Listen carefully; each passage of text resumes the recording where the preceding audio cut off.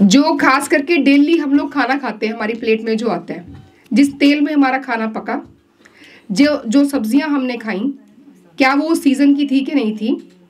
ठीक है, कुछ चीज़ें ऐसी हैं जो, हाँ बनाना, आप केले की बात कर लो, आप असम में रहते, कहाँ रहते हैं?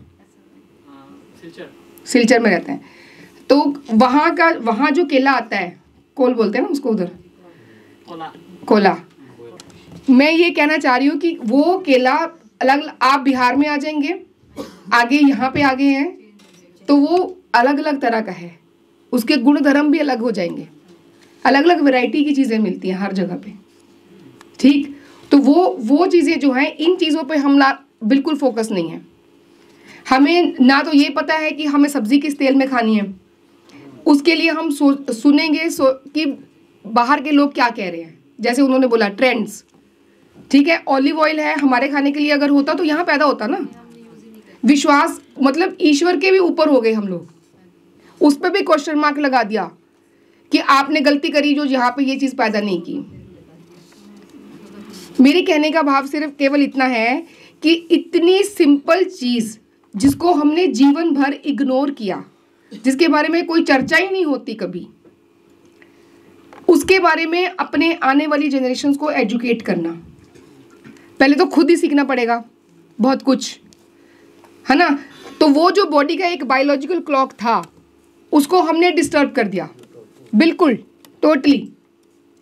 क्योंकि हर ऋतु में आने वाली सब्जी, फल, अनाज या वहाँ पे पैदा होने वाला तेल जहाँ हम रह रहे हैं, वो सारा उस जलवायु के हिसाब से, हमारी बॉडी और बाहर का क्या तालमेल है उसके हिसाब से होता है। ठीक है ना।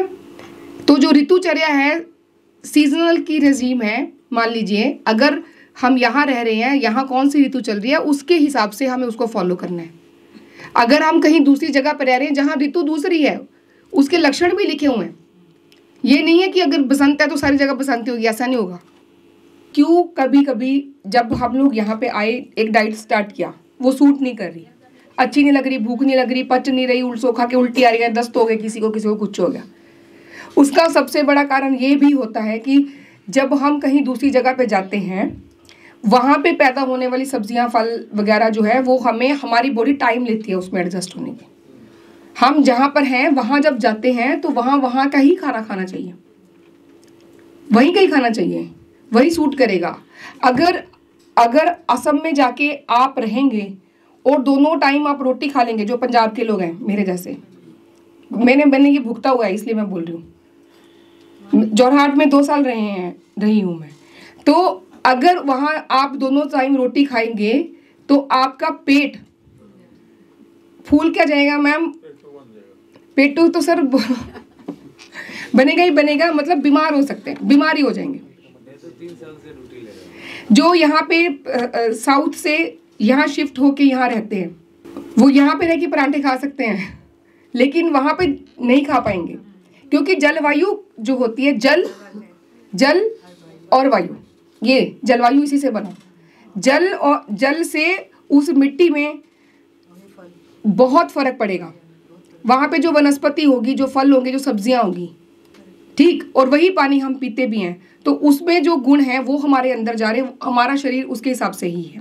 तो ये एक बहुत इंपॉर्टेंट चीज़ है, क्योंकि जिस तरह से यथा पिंडे तथा ब्रह्मंडे, अगर हमने ये सुना है तो ये सत्य है, ये होता है, आप फील करके देख लीजिए। जो कुछ बाहर जैसे जैसे चेंजेस होते हैं, उसके कॉरेस्पॉन्डिंग हमारे शरीर में चेंजेस होते हैं। इसीलिए ही जो एक सीजन चेंज होने की ऋतु संधि होती है बीच में, एक ऋतु से दूसरी ऋतु के बीच, उस समय कुछ ना कुछ हर धर्म में फास्टिंग का विधान है, या एक पर्टिकुलर तरह का खाना खाने का। एक एग्जांपल ले लेते हैं, नवरात्रों की एग्जांपल ले लेते हैं कि नवरात्रों में कुछ चीज़ें खानी अलाउड बताई गई कि ये खा सकते हैं। क्यों? 7 दिन है सप्ताह के, अगर 7 में से 4 दिन के भी व्रत किसी को पता है, तो उस पर्टिकुलर एक दिन में एक तरह का खाना बोला हुआ है, एक तरह का मना किया हुआ है। हर तरह के व्रत में किसी में खट्टा मना कर देते हैं, किसी में मीठा मना कर देते हैं, किसी में ऐसे कर देते हैं, ये भी तो है ना। फिर जो लोग रमज़ान रखते हैं, रमज़ान का पूरा महीना होता है, उस पूरे महीने में पूरा दिन ही फास्टिंग होती है। दिन में तो फास्टिंग रहता है, तो शाम को ऐसे एक समय खाना खाते हैं। कौन से महीने में आती है रमज़ान? ये महीना चेंज होता है, चेंज होता है, चेंज होता है। नहीं, एक महीना पूरा साल भर का कुछ कुछ गर्मी में आता है, यही मैं कह रही हूँ।